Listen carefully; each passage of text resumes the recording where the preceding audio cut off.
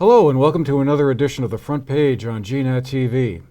I'm Andrew McKeever, the managing editor of the Manchester Journal. It's my pleasure to be your host today, and it's also my pleasure to have with us in our studio here at GNAT Dan French, who's the superintendent of the Bennington-Rutland Supervisory Union. Welcome to GNAT. Thanks for having me, Andrew. I should say welcome back to GNAT. You're no stranger to the station. Dan has been the superintendent of the BRSU for several years now, and as many of you know, or will soon be learning more of, Act 46, a piece of legislation that was passed by the state legislature last spring, is going to be a major topic of conversation for all of us as we go forward on this process, as the state attempts to induce school districts to merge or consolidate into larger governance units consisting of at least 900 students. So here to tell us more about that process and how it's going to work going forward and how it may affect your school district, we have Mr. French with us. And Dan, just to get us started, what is Act 46 attempting to do and how does it propose to do it? What's the big picture going on here? Yeah, that's a great question. I think, Act 46 can be seen as the latest in a series of what have been policy initiatives on the part of the state to consider school district consolidation. And some folks might be familiar with Act 153, which was probably the first one in recent memory, where Act 153 was essentially a voluntary process. It incentivized districts to voluntarily merge. Mm-hmm. Act 153, from a merger perspective, a state perspective, was not overly successful. Two districts in the state essentially took the mm-hmm. state up on that. One of them being the Mountain Towns Red. That's right, the Mountain Towns Red. So Act 46 can be seen, I think, in this sort of continuation of a policy. Act 153 sort of being more voluntary. Act 46 is certainly less voluntary. And I think, from the state's perspective and the policymaker perspective, it's a response to rising costs, declining enrollment, and the inability on the part of school districts and sort of standalone entities to respond to those challenges. Mm-hmm. And I think the other theme in Act 46, which is a little different, is the growing acknowledgement that there's some significant inequity of opportunity among Vermont school districts. In many cases, just districts that are fairly close together. So that's been glaring to many of the policymakers that this was something that had to be addressed. And school district governance structure has been seen as the area where, from a long-term perspective, the change needs to be made. Okay, so it's attempting to basically improve educational quality and at the same time do it in an affordable cost. Yeah, that's really I would say, a fair characterization. So I understand there are some tax incentives that are being made available to school districts if they move sooner rather than later to merge.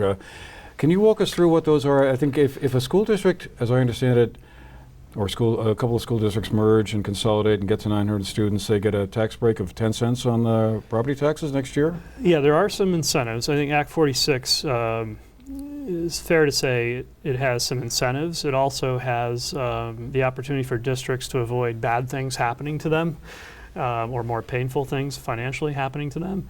And ultimately, in the backdrop is the threat that the state is going to redesign the system in 2019. So it's sort of a combination of incentives, avoiding some negative penalties, essentially, and then the third threat in the background, the state's going to do it to you unless you do it yourselves. So those are sort of the motivational aspects of the law. There are specific incentives available. Act 46 identifies for the first time what the state calls a preferred governance structure. And it starts out as in the beginning of the law saying this structure, what's called a supervisory district, has been deemed to be the preferred governance structure in terms of both achieving the financial outcomes, the efficiencies, and also the equity of opportunity outcomes. So supervisory district is a K through 12 single district that also functions as a supervisory union. And we have about 10 of these right now in the state. In our region, Rutland City is a supervisory district. Burlington, Montpelier, those are supervisory districts. So the state in Act 46 is declaring supervisory district to be the preferred governance structure. Okay. So if you embark upon a course of action to form a preferred governance structure, a supervisory district, the state provides two sets of incentives. If you do it very quickly, what's called the accelerated option, The incentives are largely in the form of reductions, tax rate reductions of 10 cents, 8 cents, 6, 4, and 2, and those phasing out over time. Okay. You can form the preferred governance structure in a slower way, and those incentives are 8, 6, 4, and 2. So if you do it quickly, you get an extra 10 cents. If you do it slower, 8, 6, 4, and 2. And those are the big incentives that are part of the law. There are some other incentives that are included, but those are the big ones. So how is that playing out locally here within the BRSU towns and school districts so far? And we're still early in the process. Right. You've had a few meetings with some of your school boards, had a few forums. Are there some combinations of school districts that are starting to emerge as possible candidates for mergers that would qualify under Act 46? Yeah, we firstly I'd say BRSU, the Bennington Rutland Supervisory Union, is a very complex supervisory union in terms of governance. You're the poster child for complexity. Yeah, we literally are. The secretary often uses our organization as a slide. On the other hand, we are a fairly effective organization, but we are complex. We have 11 school districts. We tuition to New York high schools. We have one district that's completely has school choice, Wynn Hall, and we have things in between. So one of the features of Act 46 is a consideration of merging districts that are similar, have similar enrollment options. And it's, so Act 46 becomes challenging for us immediately because we have very few districts that have similar enrollment options.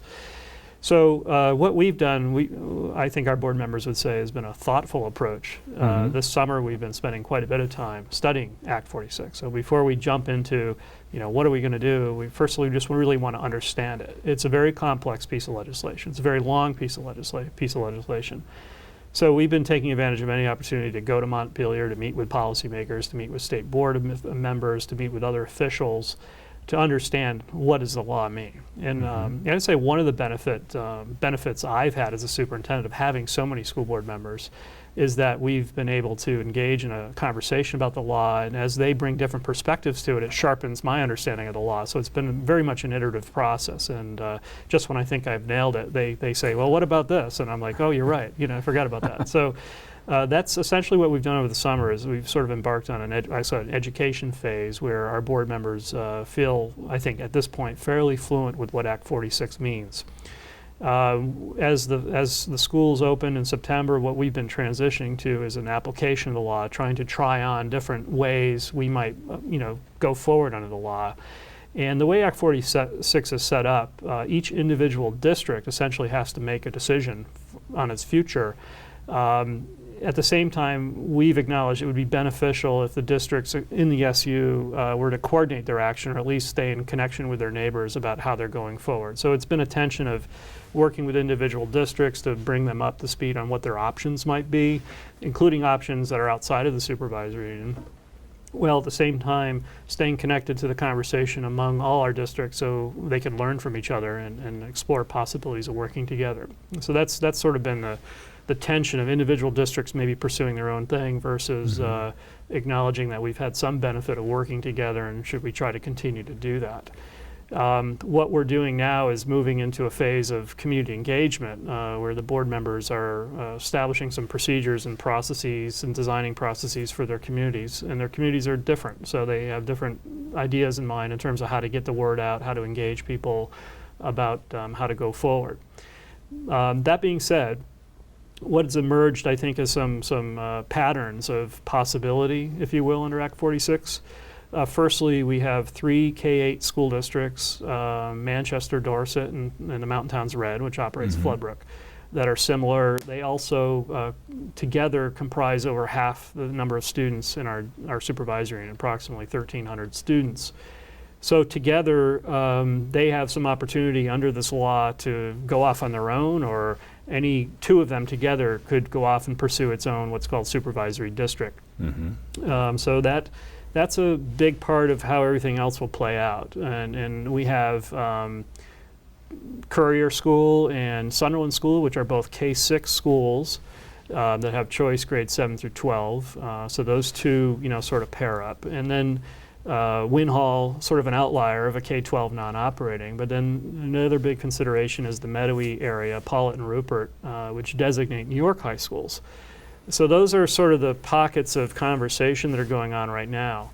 I think the one with the 3 K-8s is probably the most critical, not only because of the number of students involved, but also just the mass of our organizational structure. So how those three want to go forward, and so far I think what I've learned is that there's interest in trying to work together with the current other member districts of the supervisory union.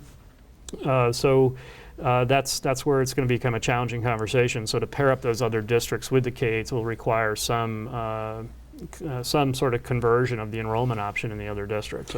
So I take it then that it's unlikely that any combination of districts within the BRSU is likely to qualify for the first accelerated benefit, the 10-cent benefit, for instance, which has to be in place by, I think, next July, if I'm not mistaken. Right. So there is a possibility still, I think, among our districts that we would form a supervisory district, but to get the 10-cent option, we'd have to do that in what's called the accelerated manner, which requires an affirmative vote of the voters by July 1 of 2016. So I don't see us as necessarily good candidates for that. In particular, we have, under the accelerated option, it requires all districts, all the current districts in the supervisory union to vote affirmatively in favor of that. I think it would be challenging to, with all their different enrollment options, to see that happen, and in particularly in such an accelerated time frame. I think the accelerated option is really more for those districts that are sort of ready to go. There's several around the state that operate union high schools, for instance, who are essentially one system and have a consistent enrollment option across all their member districts. Those districts are really the ones that would probably best be suited for the accelerated option. Well, one of the other big issues that seems to have surfaced around Act 46 is the whole school choice question. School choice is kind of a big deal here in this area, a lot of choice options.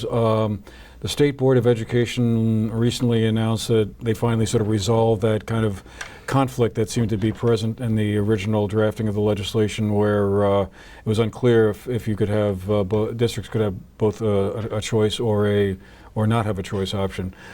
So how does that play out here? I mean, does that mean that there are going to be some districts that have choice now that basically will have to forego that if they merge into these larger entities? Is that likely to happen, do you think? Well, just to back up, I think the state board has a role in the merger process. Under the law, they've always had this role that when districts are going to merge, they must submit a proposal to the state in the State Board of Education. The State Board of Education then approves that merger proposal or has the districts tweak it to their satisfaction. Once the state board approves it, it comes back to the voters for final approval.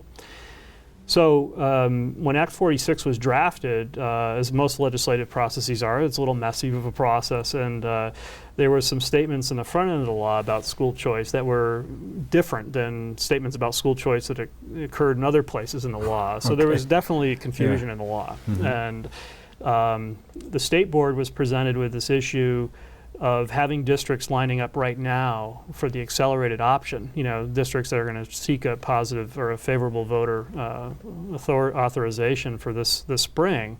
Those districts were queuing up to present their proposals to the state board right now.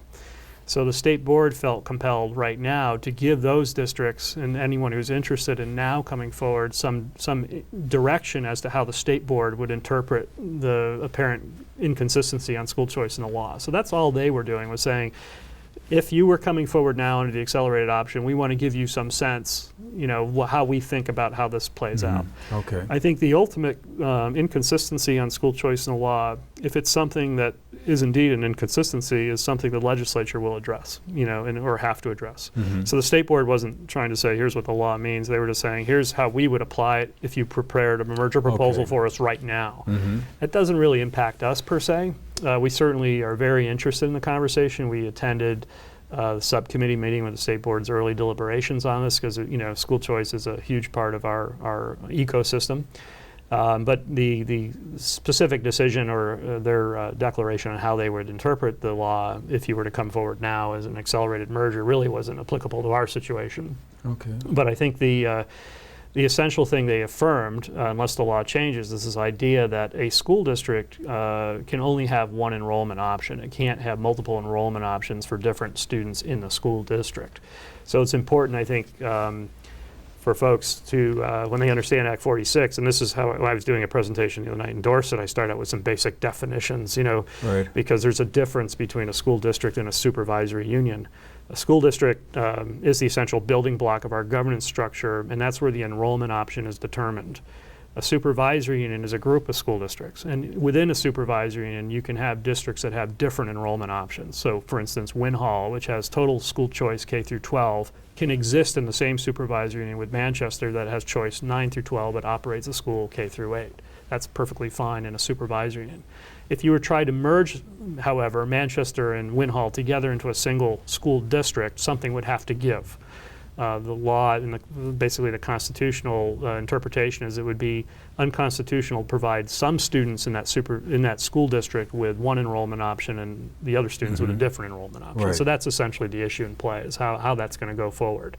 So for us, we're still back to where we are with our 11 different enrollment options, or 11 school districts with some groups of different enrollment options, trying to figure out how those districts will come together.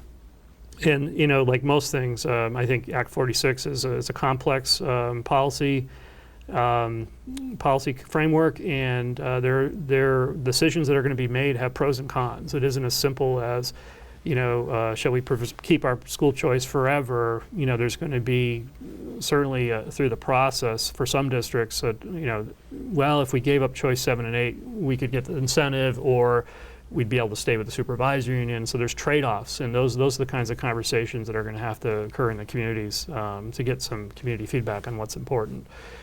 I was wondering if you've been talking to other school districts or other supervisory unions in the neighborhood here that you might want to sort of bring into the conversation. Arlington, for instance, would be an obvious candidate to Right. maybe join together, and my understanding is indeed that you're going to have some dialogue with them. I probably already have. I mean, would bringing in Arlington help? It would seem on the surface to further the interest of consolidating administrative activities and that sort of thing. But is that anything you see as a possible eventuality? Well, I think everything's on the table at this point. I will say Act 46 sets up this thing called a preferred governance structure, which we just talked about, which is this idea of a K through 12 one board school district that also functions as a supervisory union. That's been identified as the preferred governance structure. And then there are, as I mentioned, an accelerated option and a slower option to do that. There is another option under the law, which is called the alternative governance structure. The alternative governance structure is a supervisory union. So like we have now, an organization that's composed of school districts with different enrollment options. Under Act 46, however, if you're going to pursue the alternative governance structure, you still have to consolidate down to the least number of districts practicable. That's what the law says. So that means if we were to seek to go forward as a supervisory union, it would be expected that if we had 3 K-8 districts, that they would be merged. It wouldn't be okay from the state's perspective to maintain 3 K-8 school districts in the supervisory union. So there's still some merger that would have to happen under the alternative. But what the alternative enables us to do potentially is to include districts with different enrollment options. So for instance, Manchester, Dorset, Floodbrook probably would be required to merge under an alternative governance option, but that supervisory union could hold Win Hall as a K-12 standalone school district, or could hold Arlington as a standalone operating K-12 school district. So when we think about the alternative governance structure in our boards, right now, essentially those are the two things they're contemplating, I think, is a supervisory district or an alternative governance structure, the supervisory union. When we think about the alternative governance structure or a supervisory union, albeit with fewer districts, then I think the issue comes immediately to the forefront about, well, what about the region? This is going to be a pretty complex process either way. Should we try to achieve some stability now, as opposed to having to do this again 5 years from now? So I think there's some interest on a part of our boards to think about the entire region as an ecosystem, and particularly if we do the alternative governance structure, to what extent would our neighbors be involved in that? So I think, with Act 46, one of the things that it became apparent pretty quickly to us is that we had to stay connected to the conversations going on in our neighboring school districts. So indeed, Meadowy, the Paulett and Rupert communities will be reaching out to Wells, which also is one of the districts that designates New York high schools. Winhall's been out talking to non-operating school districts like Sandgate and so forth, Stratton, to see if there's interest.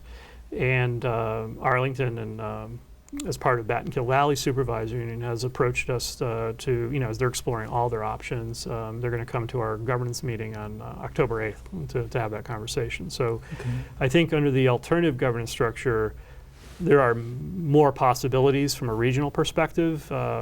I think the challenge there is, well, how big can you get before you lose the effectiveness of the organization? So those are things, we'll be looking at.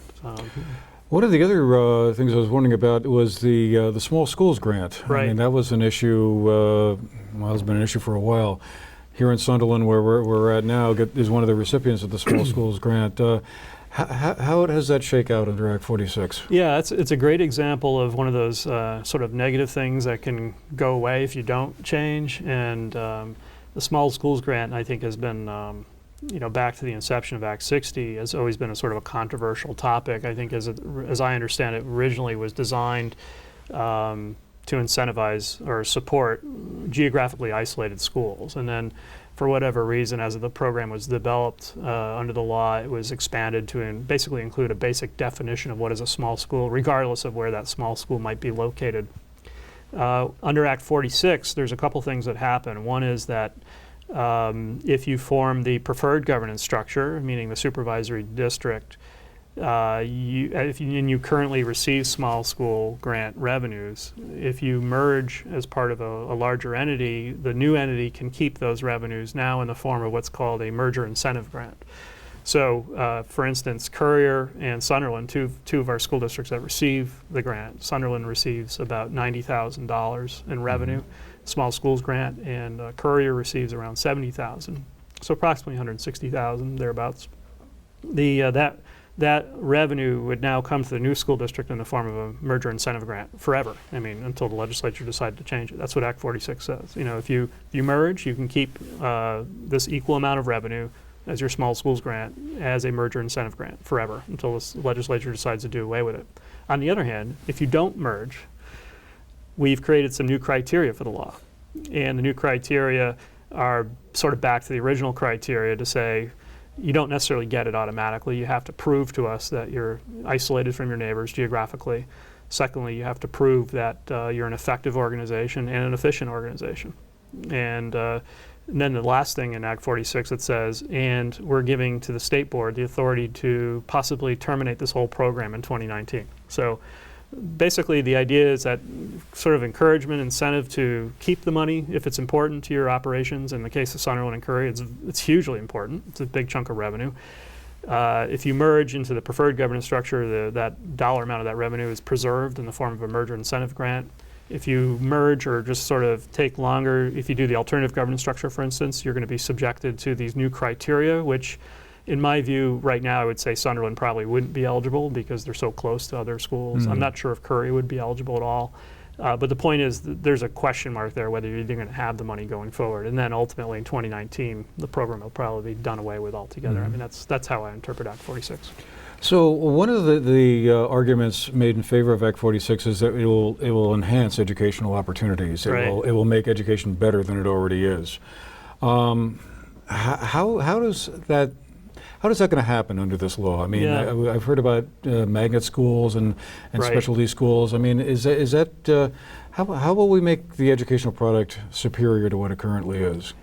Yeah, it's a great question. I think we've concluded pretty quickly in our conversations this summer that we're definitely not going to portray this as a magic bullet for anything. I mean, we've done a lot of the centralization and financial centralization that other districts have just started to do. So we've achieved sort of low-hanging fruit from an efficiency standpoint has occurred. We also work as a system of schools together on instructional things. But I think, in our board members, I think, this is a conversation they're going to want to have with their communities about, so what does this mean educationally? And I think it's an important conversation to have. One way I've framed that conversation is I say, well, look at Burton Academy. You know, Burton Academy is an example of what our pooled resources as a group of communities can do. You know, 700 some odd students under one roof, the wide range of programs that are offered under Burton, the quality of those programs in all areas, and the opportunities provided to all of our students because of that. And all of our students means the whole region, you know, so all of our students benefit from the quality of those programs. I can't say the same about our middle level programs. You know, we have some wonderful middle level programs, but those opportunities are fairly limited due to the small size of our school districts and the small size of those programs. You know, in some of our schools we have foreign language, and others we don't. In some we offer advanced math, and some we don't. And in the stability, the staffing patterns have been an issue. We've had turnover. You know, we have one math teacher in a middle level program, and that position turns over 4 times in 7 years. I mean, that's a challenge. So I think there is an opportunity, particularly at the middle level, for us to look at the benefit of consolidating our school districts. And not saying that we're going to close schools or change schools, but to at least empower a new school board that now at its fingers can look at the whole system and say, you know, what can we afford to do? What should these quality of the programs be? And the way I've sort of framed that question is just to look at Burton and say, well, look what these communities together can achieve in terms of quality and efficiency, and Burton being a very affordable program. What can we do at the middle level that would be comparable if we firstly had the ability to even just sit at the same table and talk about that as a board? You know, right now we have the separate boards, and each school is looked at as its own entity. So I think that's a wonderful possibility. I think another area that has emerged as a priority for me is in early education. There's some areas of our communities that are more impoverished that need more structured intervention, and I think some of those communities have struggled bringing resources to bear. I think as a larger entity we could certainly allocate resources more effectively where they need to be, and that's a significant priority for us as a region. Ultimately those students feed into the whole system, and we need to make a more systematic and focused approach to intervening earlier on with those students. So what, just to wrap it up, what are kind of the next steps that are going to be unfolding here? Will you be continuing to go around talking to your boards, and the boards will be talking to members of their community to kind of get a sense as to what direction they want to go in, or is the process going to play out somewhat differently? No, I think all those things. We will certainly, you know, regular board meetings will be, Act 46 is on the agenda for pretty much every board in the coming months. We'll be designing community engagement processes for each school district, each community. I think, you know, the thing to remember is there are some timelines involved that are pretty tight, and if we're going to take advantage of incentives, we have to move forward fairly rapidly. I think the milestone for that is the formation of what's called a merger study committee, which is a very formal process. So I think in the boards, we're pushing towards Thanksgiving as sort of being our timeline in terms of, are we going to set up a formal merger study committee or not, and who's going to be a member of that? So I think that's something for the voters should be watching for, is, you know, when will that merger study committee be formed, or if it will be formed. Because if we're going to take advantage of incentives, that really requires us to get that process going now. The merger study committee's objective or purpose is to produce a proposal that has to then be supported by the State Board of Education. And if we're going to achieve incentives, there are some incentives available under the alternative governance structure as well. If we qualify for those, that really points, in my view, to the voters voting on a merger later this spring. I'm not sure, I want to say March. I think March would be too early, but possibly some special district meetings in May. Okay. Perhaps using March, the town meetings, as a non-binding referendum opportunity to get some input on folks. But I think, you know, that's the thing that's sort of about Act 46 that's challenging, is that this is now really a compressed time frame. It isn't, unfortunately, we're not going to have the luxury of community engagement for 4 years. You know, from the state's perspective, Act 153 was that you know, sort of opportunity. Been there and done that. Yeah, and certainly you can take more time. And in fairness to our districts, I mean, we have some dedicated folks who have been really engaged in this. We have a very, very complex organization. So, I mean, there's not a policymaker in Montpelier, once they've become educated about our organization, expects us to go through that hoop in 4 months, you know. So I think on the other hand, though, because we do have a lot of capacity in terms of understanding the law and navigating this, in spite of our complexity, we do have the capacity to go after some of those incentives. sooner rather than later. But that'll be the tension-filled conversation we'll be having in the coming months, and we'll be looking forward to getting community input on that. But I think the challenge for the school boards is that the responsibility really is on them. They can seek community input, but they ultimately have to distill that down and make a decision, momentous decision, which is going to impact the structure of our school districts for several years, if not generations. Wow. Well, there you have it, folks. It's safe to say you'll be hearing a lot more about Act 46 in coming months as we go forward in this process. And thank you, Dan French, for being with us Thank to share your insights and knowledge and understanding about all of this. And thanks to all of you, too, for watching today. Hope it's been interesting, and we'll see you the next time.